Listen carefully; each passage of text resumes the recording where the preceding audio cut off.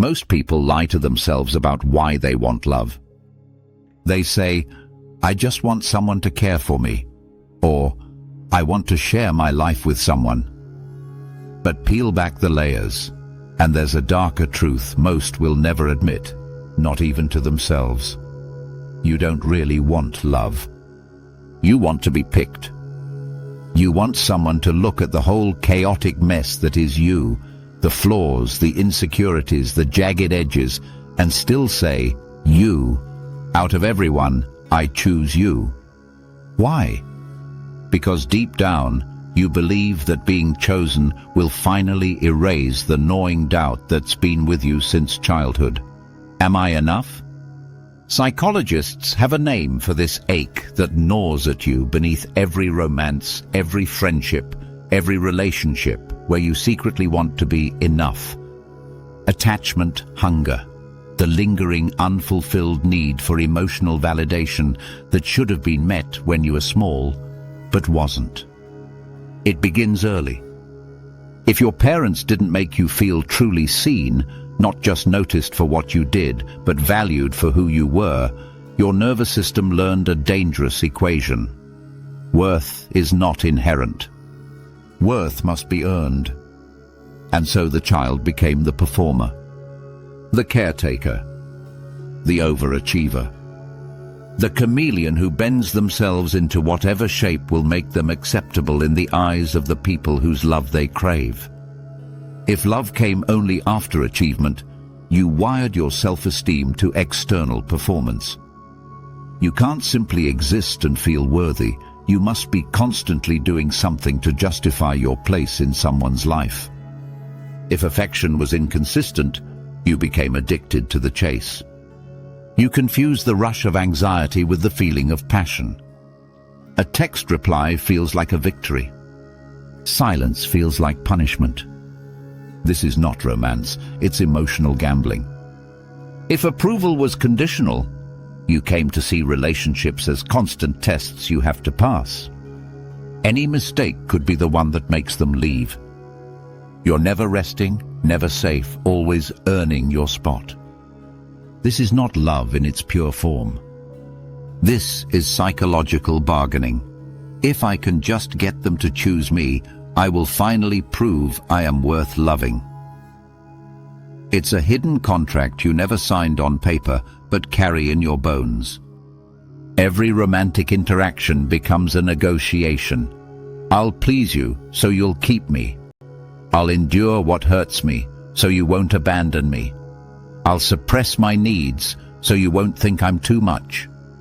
Even when you are chosen, the feeling doesn't heal you. It soothes you for a moment, like pouring warm water over frozen hands, but it doesn't thaw the ice that's deep inside. The high fades. The old void returns. Because the wound was never about them. It was about the fact that long ago the people you needed most either couldn't or wouldn't give you the kind of love that makes a child feel safe, cherished, and unconditionally enough. And here's the dark truth.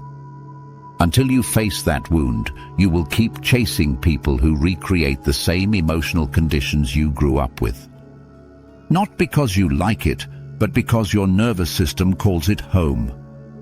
Modern neuroscience has confirmed something poets and philosophers suspected for centuries. Heartbreak and physical pain are not just metaphorically alike, they are biologically similar.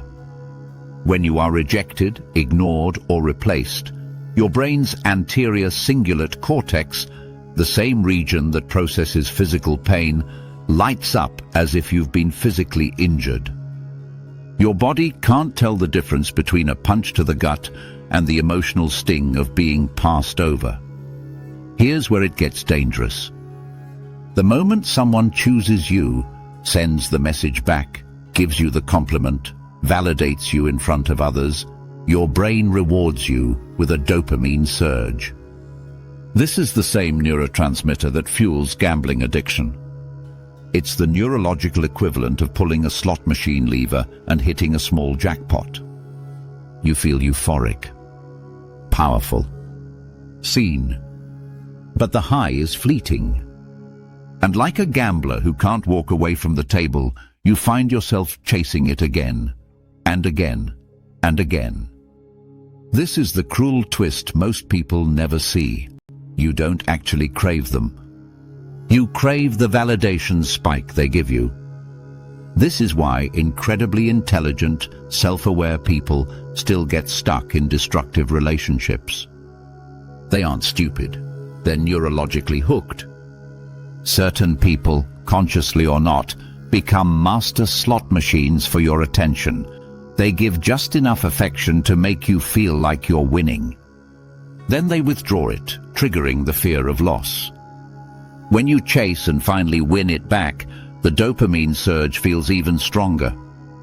That intermittent reinforcement, the unpredictable pattern of reward and withdrawal, is the same psychological principle that makes casinos billions. Your brain learns that maybe the next pull will be the big one. And here's the brutal truth. If you grew up in a home where love was inconsistent, your nervous system was trained for this long before your first romantic relationship. You were conditioned to keep pulling the lever no matter how many times it came up empty. Here's the part that's hardest to face, the truth most people spend their whole lives avoiding. You are not truly chasing them. You are chasing a ghost, the parent who never gave you enough. Every relationship you enter is, in some way, an attempt to step back into the unfinished story of your childhood and change the ending. You're not seeking just any partner. You're seeking the approval you were starved of, the moment someone finally says, "You're good enough," so you can silence the voice that's been doubting you since you were 5. The safety you never felt, the belief that someone will finally protect your heart the way no one protected your innocence. The gaze that never lingered long enough to make you feel seen, the deep, unbroken attention that says, "I see you, I'm not looking away." If you had to earn love as a child, you will feel magnetically drawn to people who make you prove yourself over and over. If you were ignored, you will find yourself craving the emotionally unavailable, not because they're good for you, but because making them finally notice you feels like redemption. If you were criticized, you will seek approval from people whose respect is always just out of reach, secretly hoping that if you can win them over, it will rewrite your past. If you were abandoned, you will cling harder to those who pull away, believing that this time you can stop them from leaving and prove you are worth staying for. You tell yourself you're looking for love. But love isn't the drug you're chasing. What you're really seeking is emotional time travel, a chance to go back to the very moment you were hurt, to finally get what you should have had all along. The problem? No one in the present can heal the wound of the past, because the person you're really waiting for will never arrive. That parent, whether they were absent, distracted, cold, or critical, exists only in memory now. You're trying to squeeze blood from the stone of history. When you chase love as a way to fix the past, you are not entering relationships, you are entering reenactments. Every rejection cuts deeper than it should, because it's not just about them, it's about them. Every withdrawal of affection reactivates the same panic you felt as a child, the fear that your world could crumble if the one person you depended on turned away. Every bit of approval feels like a drug hit, not because it's healthy, but because it temporarily quiets the echo of "you're not enough" in your mind. The tragedy is that while you think you're searching for a partner, you're really searching for the child version of you, the one who was left waiting by the window, wondering why no one came. Here's the paradox no one wants to admit. When someone finally picks you, you don't heal. You simply get a dose of anesthesia for the wound. For a moment it feels like the pain is gone. You feel lighter, stronger, almost whole. But it's not healing, it's numbing. Why does the relief fade? Because you didn't actually fix the wound, you outsourced your worth. You handed your sense of value to someone else like it was a fragile object you couldn't carry yourself. That means the moment their attention shifts, and it will, the old fear doesn't just come back. It roars back, bigger than before. I'm not enough. I was never enough. This is the emotional hangover of dependency. The high of being chosen is intoxicating, but the withdrawal is brutal.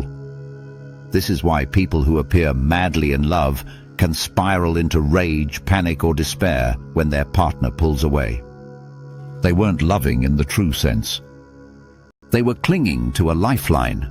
The person wasn't a partner. They were a flotation device keeping them from sinking into the cold waters of their own self-doubt. And when that lifeline frays, when the partner gets distant, busy, distracted, or leaves, it feels like drowning. Not because they lost love, but because they lost their only perceived proof that they were worth loving at all. Being picked feels like hitting the jackpot on a slot machine. The lights flash, the brain floods with dopamine, and for a moment you're convinced you've finally won. But soon the lights go out. The coins stop clinking. And you're left staring at the empty machine, wondering what went wrong, forgetting that the game was always rigged. She's brilliant, successful. Every detail of her life looks polished. On paper, she's everything society says should guarantee security. But every relationship she enters is a silent exam she can never stop taking.